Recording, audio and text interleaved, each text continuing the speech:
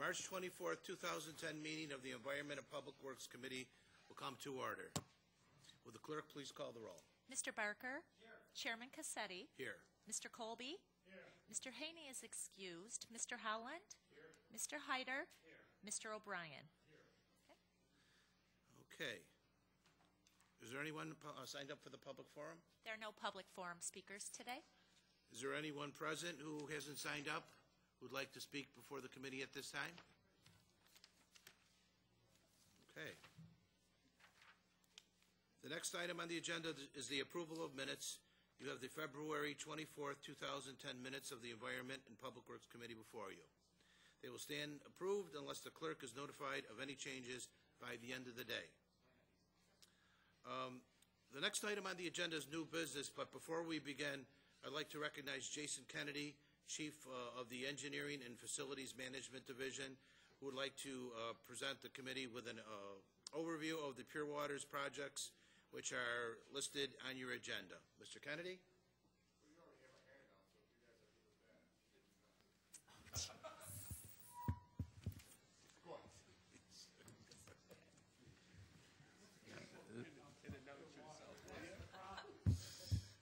Thank you, Mr. Chairman. As you can see, you've got a handout that represents an overview of the Pure Waters 2010 increase and improvement of facilities. This is the annual process by which Pure Waters comes to the legislative body and the administrative boards for each of the Pure Waters districts to request authorization for its annual projects. If you turn the page 2, you'll see a overview of the 2010-15 CIP. This is what it was actually approved in the Capital Improvement Program. And if you look at the highlighted projects, you'll see each of the individual 4 districts, and new this year is each of the individual projects within the districts. In the past, you've seen a single project or program, as we've referred to it, for each district with a dollar value that represented several projects within each district. We've kind of unfolded that now and have more clearly represented each individual project in an effort to be more consistent with the balance of the county and the way the other departments represent their projects. You turn the page, you'll note the increase in improvement facilities process. It's actually governed by New York State County Law Article 5A. The district is required to basically submit an increase in improvement of facilities for anything in which the district will incur debt, capital debt for improvements. We prepare a companion report that accompanies the referrals, and as part of this legislative administrative board process, there's a introduction, a tabling for public hearing, and then adoption of the resolutions and amendment of the capital budget. Again, these are part of the CIP, but they are authorized along this separate track from the balance of the capital budget process. Very quickly, an overview of Pure Waters infrastructure. As most of you know at this point, we have 2 treatment plants, the Northwest Quadrant plant in Hamlin and the Van Laer plant in Durand. Over 52 pump stations, 1,000 miles of collector sewers, 100 miles of suburban interceptors, and approximately 35 miles of deep rock tunnel underneath the city system, along with 15 control structures. District services vary across the districts. Rochester Pure Waters District offers a full complement of services, including sanitary and storm and combined sewer overflow abatement, as well as treatment at Van Laer. Irondequoit and Northwest offer basically regional interceptor conveyance services. Irondequoit's treated at Van Laer, and Northwest is treated at the Northwest plant. GCO offers sanitary services only, with treatment ultimately at Van Laer. Next slide is basically an overview graph of the districts and the respective 2010 rates within each district. And then we get into the individual projects. In Rochester, we're asking for $1 million for electrical system improvements. This is the first of 2 requests. We'll ask for an additional $1 million in 2012 so that we can complete that project. It'll basically be an upgrade of the aging electrical infrastructure at Van Laer, specifically to support the aeration system, which is Project 2. Again, we're requesting $3 million in 2010. That'll give us the balance of money we need to bid out Phase 1. Phase 2 will be bid in 2012 with forthcoming monies as represented in the CIP. Per the referrals, the potential impact of the $4 million borrowing is $2.85. That's a total aggregate potential impact that we're required to report to the state, but actual impacts are usually deferred through retirement of prior debt and borrowing of the money in a multi-year fashion. In Irondequoit Bay, we're requesting rather $500,000 for general pump station interceptor improvements. That's the annual program that does capitalized mechanical replacement across the district, and also $1.5 million for for the Brighton 5 pump station. We anticipate bidding that project, which is a reconstruction improvement project, the end of this year. Again, the total potential aggregate impact of the $2.5 million is potentially $1.35 for the average district ratepayer. In Northwest, we're asking for $3 million. That'll give us the balance of $5.5 million total project cost that we need to construct a third secondary clarifier that's necessary to address hydraulic throughput challenges, particularly during wet weather events. Again, we'd anticipate bidding that project out end of this year. The total aggregate impact of the $3 million borrowing to each individual ratepayer is potentially $4.51. And last but not least is the GCO Sewer District. We're asking for $500,000 for the annualized capital sewer repair replacement program and $2.5 million for the trolley pump station, which we would anticipate bidding third quarter of 2010. So again, that's a $3 million total request for the district and a potential aggregate impact of $8.61. Again, I'll emphasize that we're required to report that potential impact, but based on deferred borrowing, multi-year borrowing, retirement of prior debt, we typically don't see that significant aggregate impact year over year. And with that, I'll conclude the 2010 request. Thank you. Anybody allow the committee to ask any questions that they may have for Mr. Kennedy at this point? Open that up to the committee. Legislator Colby. Thank you, Chairman. Through you, Mr. Chairman, first I would like to commend the staff for breaking that out instead of just a lump sum like we've seen in past years. I know sitting on the county planning board, you've broken it out for the board, but bring that forward to the legislators is probably a wise way for the legislators to stay informed. Just for clarification, one of the reasons the rates on this vary all the way from $235 for average household down to the mid-90s is because the service level at households that we supply vary from, because some of these households out in the lower districts, they also have to pay fee when they first put the lines in, where in the city that's all inclusive. Is that not correct? Through the chair, that is correct. And this is just for households. Industries, you use a whole different rate depending on the type of flow of material and stuff? Through the chair, these rates are based on water consumption per 1,000 gallons, the O&M rate, and the capital rate is based on individual units. And what we do for larger commercial users is we look at their actual water consumption and apply the dollar rate per 1,000 gallons consumed. And then we take a look at the size of the facility and apply the capital rate in equivalent units. So the rates you see before you are based on an average of 60,000 gallons of water consumed by a single individual average household, if you will. If we're talking a High Falls brewery per se, then obviously their O&M rate is based on 1,000 gallons. Water consumption may be significantly higher, and the capital rate is assessed on equivalent units. The brewery may be represented by 10 to 20 units, if you will. Because their water, you can't go off their water, because a lot of the water they take out of the meter, well, they sell in the beer, so it does end up down the drain, but at somebody else's household. Where was I going with that? I don't know. I have another question. That's enough for now. Legislator O'Brien, did you have a question? No. Oh, I thought you had.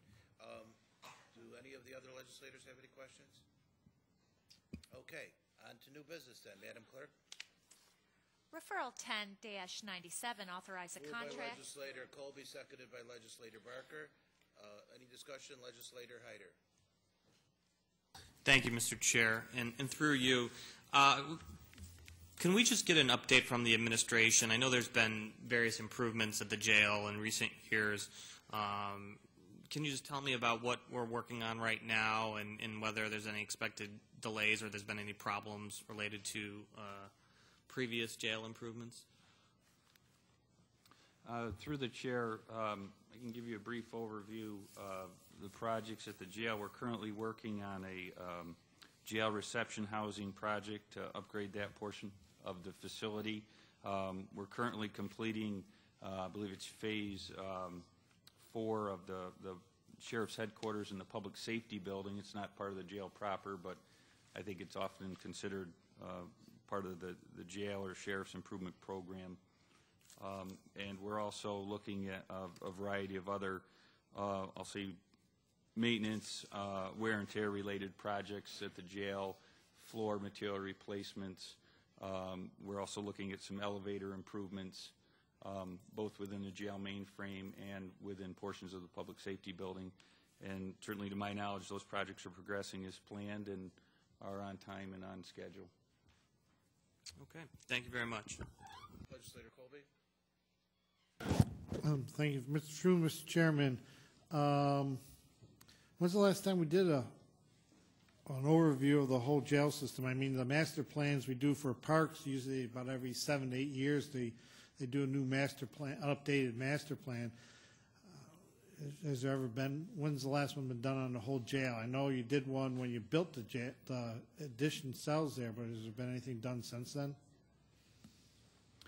Through the chair, no. The jail proper, the mainframe, if you will, was constructed in the 60s. It's over 40 years old. And there was I'll say a modest review of some of the mainframe renovation requirements in the early 1990s. And then, of course, there was the what's referred to as the jail expansion construction in 2002. Besides that, there has been no comprehensive analysis or master planning effort done for the mainframe, obviously the jail expansion being a bit newer, or the correctional facility out in Henrietta.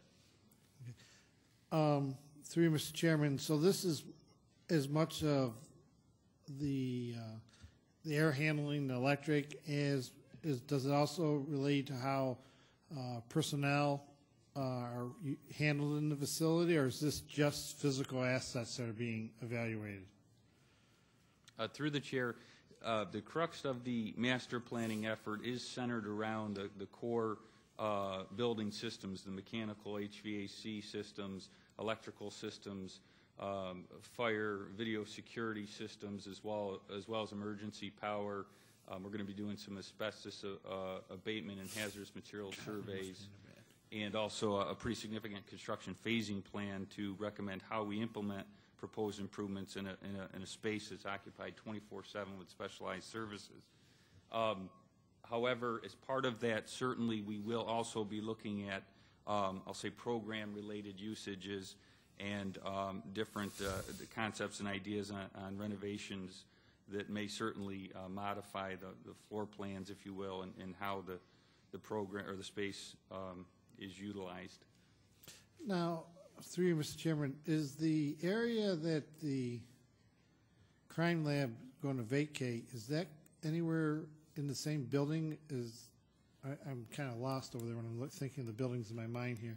So is that going to, the vacancy of that area going to be considered, or is that not part of this project? Through the chair, the new crime lab is being constructed on an empty lot adjacent to. No, I'm talking about when they vacant, the area they're vacating. Isn't that close to the jail systems on a different floor, or am I in the wrong building?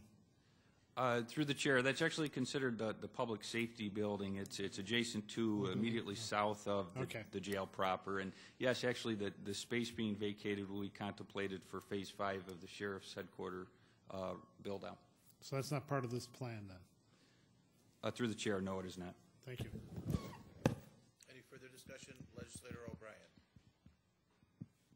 Thank you, Mr. Chairman. And through you, I guess I'm not just surprised necessarily to see Labella rated most qualified. I know the county's experienced very positive work from Labella and Associates. And in terms of the amount of the award, is this the kind of a project that we would have had an in-house estimate of what the bid might be from our own in-house engineering department? And if it is one where we had, how does this estimate compare with what we estimated the bid would be? Through the chair, this is actually a pretty comprehensive project in scope and magnitude. We have not necessarily done any in-house estimates. Preliminary discussions with Labella, long-term planning with the sheriffs estimates that potentially we could be looking at tens of millions of dollars of investment, to address recommendations that come out of this report. I think currently in the proposed 2011-16 CIP, the sheriffs currently have approximately $6 million programmed for the project at present. Thank you. Through me, what I was really driving at is whether or not we had a sense of whether the amount that we're paying Labella design phase work is, I'm trying to get a sense where there was $349,400 in line with what we might have expected this bid to be.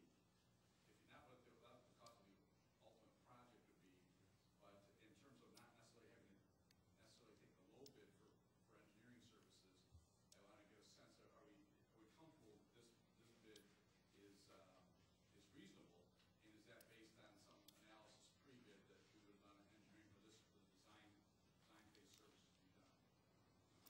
Through the chair, yes, we are very comfortable. The proposal is not a bid per se, but we select the the firms based on a qualifications-based selection. We follow a pretty rigid scope and fee guidelines consistent across all of our negotiated fees. Their cost plus fixed fee, and certainly the $349,000 is consistent with the scope that they have prepared and submitted, and that we've requested and approved. Thank you very much. Is there any further discussion? Being none, all those in favor signify by saying aye. Aye. All opposed? The ayes have it. Motion carried. Next item, Madam Clerk. Referral 10-98. Moved by legislator Barker, seconded by legislator Howland. Is there any discussion? Being none, all those in favor signify by saying aye. Opposed? The ayes have it. Motion carried. Next item, Madam Clerk. Referral 10-100. Increase Moved by and improvement. legislator Colby, seconded by legislator Barker. Is there any discussion? Being none, all those in favor signify by saying aye. Aye. All opposed? The ayes have it. Motion carried. Next item, Madam Clerk. Referral 10-102. Increase and Moved by improvement. legislator Barker, seconded by legislator Howland. Any discussion? Being none, all those in favor signify by saying aye. Aye. All opposed? The ayes have it. Motion carried. Next item, Madam Clerk. Referral 10-104. Increase and Moved by improvement. legislator Colby, seconded by legislator Howland. Is there any discussion? Being none, all those in favor signify by saying aye. Aye. All opposed? The ayes have it. Motion carried. Next item, Madam Clerk. Referral 10-106. Moved Increase. by legislator Howland, seconded by legislator Colby. Is there any discussion? Being none, all those in favor signify by saying aye. All opposed? The ayes have it. Motion carried. Next item, Madam Clerk. Referral 10-108. Moved by legislator Colby, seconded by legislator Howland. Is there any discussion? Being none, all those in favor signify by saying aye. All opposed? The ayes have it. Motion carried. Next item, Madam Clerk. Referral 10-110. Moved by legislator Barker, seconded by legislator Colby. Is there any discussion? Being none, all those in favor signify by saying aye. All opposed? The ayes have it. Motion carried. Next item, Madam Clerk. Referral 10-112. Authorizing Moved by contract. legislator Howland, seconded by legislator Barker. Any discussion, legislator O'Brien? Thank you, Mr. Chairman, and through you, I'm wondering if there are comparable industry standards or some way we can gauge as to how the contract rates are established. This .000663 per kilowatt and the $3.75 monthly utility invoice process. Are there comparable industry standards that this contract calls for? Through the chair, I can certainly look into that, but I will tell you that this is very unique what we do here. It's basically, as you read in the referral, we purchase natural gas and electricity off the wholesale market, and this is the management fees that are used to that we pay this company to do that for us. But to give you an idea of the savings, for the last 12-month period, the county and the municipalities within the aggregation group spent approximately $12.5 million on electricity and natural gas. If we had been, instead of being a direct customer purchasing on a wholesale basis, if we had been a customer of RG&E, we would have paid about $2.1 million over that. So this $239,000 is really a good deal for us because it allows us to access that lower rate. There aren't a whole lot of municipalities that are doing this. We sent out an RFP. We put that out to all the different companies who provide this type of service that we could think of, and this was the best rate that we received. Thank you. And were there other responders to the RFP? The chair, yes, there were two other responders. There was Siemens Building Technologies was a responder, as well as Lighthouse Energy was the other responder. Through the chair, however, these were much. Fluent has been providing the service to us in the past, and the other proposals really weren't comparable because they didn't have the wide array of services. Great. Thank you very much. Any further discussion? Being none, all those in favor signify by saying aye. Aye. All opposed? The ayes have it. Motion carried. Next item, Madam Clerk. Referral 10-113, authorized. Moved by Legislator Colby, seconded by Legislator Barker. Any discussion? Being none, all those in favor signify by saying aye. Aye. All opposed? The ayes have it. Motion carried. Next item, Madam Clerk. Referral 10-123. Moved by Legislator Barker, seconded by Legislator Howland. Any discussion? Legislator Hyder. Through you, Mr. Chair, can the administration please explain the project and the improvements at the airport?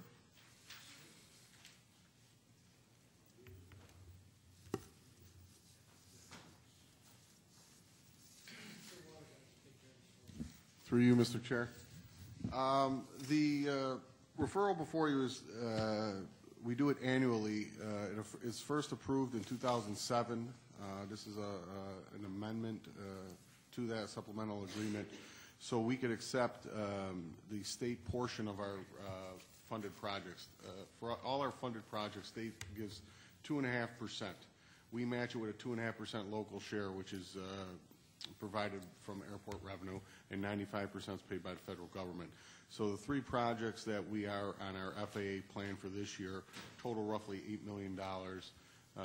And this grant application will be a state contribution of roughly $210,000. Now, again, we approve it 10 years in advance. The last time this body did the original one was 2007, and every year we come on the federal budget year to get a formal resolution to accept that money each year. So there's three specific projects that we're talking about here. One of them, the grant has already been accepted by the FAA, and two of them we're still waiting on, but they're on our FAA plan. So through you, Mr. Chair, have these projects were started in 2007 and this is just finishing them, or what's the timeline for these three? These three projects will be this construction season. Brand new? Brand new. Gotcha. Everything starting this year. And an end date, through you, Mr. Chair? We would hope that all the projects will be completed this construction season. Again, one of them is funded and ready to go right now. Two of them are waiting to receive the grant, and hopefully we will do that by the end of April. If that's the case, we can get it into this construction season. If it has to be split, we'll split it. Thank you very much. Legislator Colby. Thank you. Through you, Mr. Chairman, it's not quite related, but hopefully close enough. We never were able to access stimulus money, quote, quote, for the airport because of the way the funding mechanism worked, it didn't qualify? Through you, Mr. Chair, to say quote-unquote stimulus money, it's a little different. The FAA operates out of a different pool of funds. Their allotment was certainly a little bit larger during the stimulus program. It wasn't specific to stimulus funds. They were really more for road construction projects, road transportation through state DOT. And So what little bit of increase they increased in the airport, they did it just by bumping up the FFA's funding level so they could give out more projects in that given year? Is that why some of these projects may be being moved up? Through you, Mr. Chair, it affected our entitlement money. We receive FA funds two different ways each year. Entitlement money by pure size of our airport, and every airport in the country, you're entitled to a certain amount of federal funding. Our number right now is roughly $4.8 million of entitlement, which means we're going to get that money every year to improve the airfield. Then discretionary money is the money on top that we either lobby for, or when our projects are submitted, they're graded, and if you receive a high grade as far as safety and things like that, we'll receive additional funds on top of that. Is the entitlement dollars have to be matched by state and county then too? Through you, Mr. Chair, no. When a project is submitted, the first project, I think here is the total project cost is $2.7 million. The FAA funds 95% of it. 2.5% is by the state money, which we're approving today, and 2.5% is a local share, which is paid by our airport revenue, no local tax dollars. Yeah, but the entitlement dollars you get from the federal government, that's not part of these dollars here, is it? This is separate from that. No, that project is entitlement money. Oh, that's entitlement money? Okay. You don't designate any, we don't see a way to be, it's not designated when it comes before us, which is entitlement money and which is grant money then?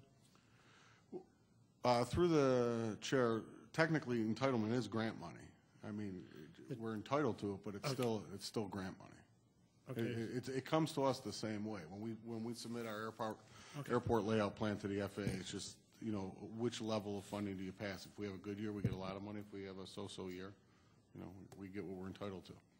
Okay. Thank you. Any further discussion? Being none, all those in favor signify by saying aye. Aye. All opposed? The ayes have it. Are there any other matters to come before the committee? There being no further business, the March 24th, 2010 meeting of the Environment and Public Works Committee stands adjourned. The next meeting will be April 28th, 2010 at 4:30. Thank you.